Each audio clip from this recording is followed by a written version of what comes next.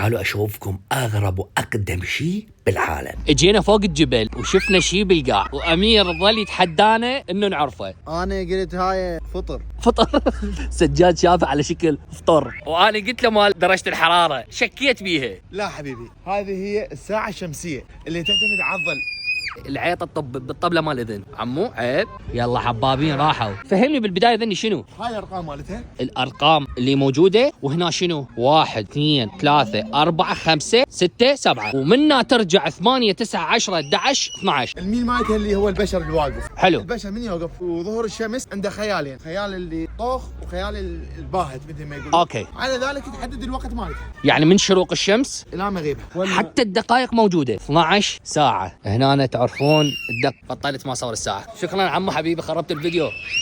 المهم هاي الساعة الشمسية في مال لا مستحيل.